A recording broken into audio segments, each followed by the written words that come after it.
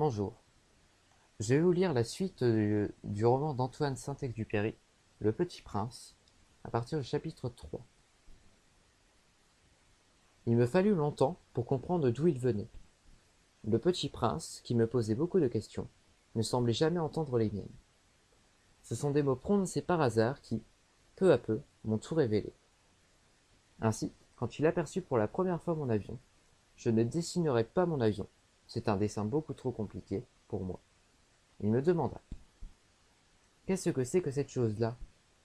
Ce n'est pas une chose, ça vole, c'est un avion, c'est mon avion. Et j'étais fier de lui apprendre que je volais. Alors il s'écria: Comment? Tu es tombé du ciel? Oui, fis-je modestement. Ah, ça c'est drôle! Et le petit prince eut un très joli éclat de rire qui mérita beaucoup. Je désire que l'on prenne mes malheurs au sérieux. Puis il ajouta: Alors, toi aussi tu viens du ciel? De quelle planète es-tu? J'entrevis aussitôt une lueur dans le mystère de sa présence, et j'interrogeai brusquement: Tu viens donc d'une autre planète? Mais il ne me répondit pas. Il hochait la tête doucement, tout en regardant mon avion. C'est vrai que, là-dessus, tu ne peux pas venir de bien loin.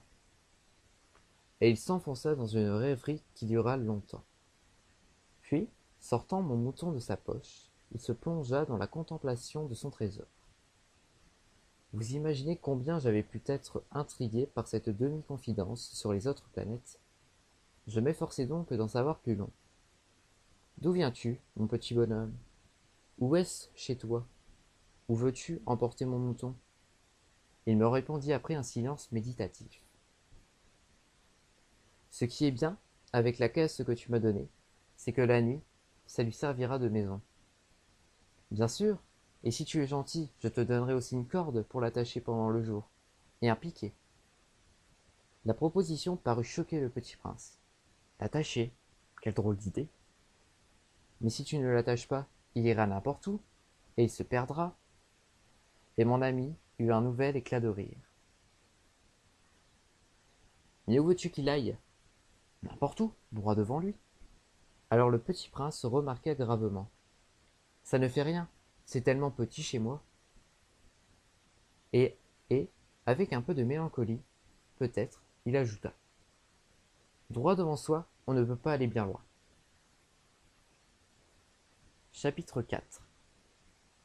J'avais ainsi appris une seconde chose très importante, c'est que sa planète d'origine était à peine plus grande qu'une maison. Ça ne pouvait pas m'étonner beaucoup. Je savais bien qu'en dehors des grosses planètes comme la Terre, Jupiter, Mars, Vénus, auxquelles on a donné des noms, il y en a des centaines d'autres qui sont quelquefois si petites qu'on a beaucoup de mal à les apercevoir au télescope. Quand un astronome découvre l'une d'elles, il lui donne pour nom un numéro. Il l'appelle par exemple l'astéroïde 325.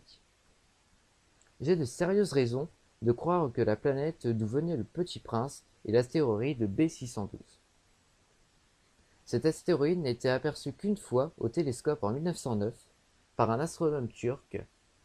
Il avait fait alors une grande démonstration de sa découverte à un congrès international d'astronomie. Mais personne ne l'avait cru, à cause de son costume. Les grandes personnes sont comme ça. Heureusement, pour la réputation de l'astéroïde B612, un dictateur turc imposa à son peuple, sous peine de mort, de s'habiller à l'européenne. L'astronome refit sa démonstration en 1920, dans un habit très élégant, et cette fois-ci, tout le monde fut de son avis. Si je vous ai raconté ces détails sur l'astéroïde B612, et si je vous ai confié son numéro, c'est à cause des grandes personnes. Les grandes personnes aiment les chiffres. Quand vous leur parlez d'un nouvel ami, elles ne vous questionnent jamais sur l'essentiel. Elles ne vous disent jamais quel est le son de sa voix, quels sont les jeux qu'il préfère, est-ce qu'il collectionne les papillons. Elles vous demandent quel âge a-t-il, combien a-t-il de frères, combien pèse-t-il, combien gagne son père. Alors seulement, elles croient le connaître. Si vous dites aux grandes personnes: J'ai vu une belle maison brique rose avec des géraniums aux fenêtres et des colombes sur le toit, elles ne parviennent pas à s'imaginer cette maison. Il faut leur dire: j'ai vu une maison de 100 000 francs. Alors elles s'écrient: comme c'est joli. Ainsi, si vous leur dites: la preuve que le petit prince a existé, c'est qu'il était ravissant, qu'elle riait, et qu'il voulait un mouton. Quand on veut un mouton, c'est la preuve qu'on existe. Elles hausseront les épaules et vous traiteront d'enfant. Mais si vous leur dites: la planète d'où ils venaient est l'astéroïde B612, alors elles seront convaincues, et elles vous laisseront tranquille avec leurs questions. Elles sont comme ça. Il ne faut pas leur en vouloir. Les enfants doivent être très indulgents envers les grandes personnes. Mais, bien sûr, nous qui comprenons la vie, nous nous moquons bien des numéros. J'aurais aimé commencer cette histoire à la façon des contes de fées. J'aurais aimé dire: il était une fois un petit prince qui habitait une planète à peine plus grande que lui et qui avait besoin d'un ami. Pour ceux qui comprennent la vie, ça aurait eu l'air beaucoup plus vrai. Car je n'aime pas qu'on lise mon livre à la légère. J'éprouve tant de chagrin à rencontrer ces souvenirs. Il y a 6 ans déjà que mon ami s'en est allé avec son mouton. Si j'essaie ici de le décrire, c'est afin de ne pas l'oublier. C'est triste d'oublier un ami. Tout le monde n'a pas eu un ami. Et je puis devenir comme les grandes personnes qui ne s'intéressent plus qu'aux chiffres. C'est donc pour ça, encore, que j'ai acheté une boîte de couleurs et des crayons. C'est dur de se remettre au dessin à mon âge, quand on n'a jamais fait d'autres tentatives que celle d'un boa fermé et celle d'un boa ouvert à l'âge de 6 ans. J'essaierai bien, j'essaierai bien sûr de faire des portraits le plus ressemblants possible, mais je ne suis pas tout à fait certain de réussir.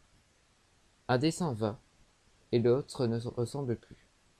Je me trompe un peu aussi sur la taille. Ici, le petit prince est trop grand. Là, il est trop petit. J'hésite aussi sur la couleur de son costume. Alors je tâtonne, comme ci et comme ça, tant bien que mal. Je me tromperai enfin sur certains détails plus importants. Mais ça, il faudra me le pardonner. Mon ami ne donnait jamais d'explication. Il me croyait peut-être semblable à lui. Mais moi, malheureusement, je ne sais pas voir les moutons à travers les caisses. Je suis peut-être un peu comme les grandes personnes. J'ai dû vieillir.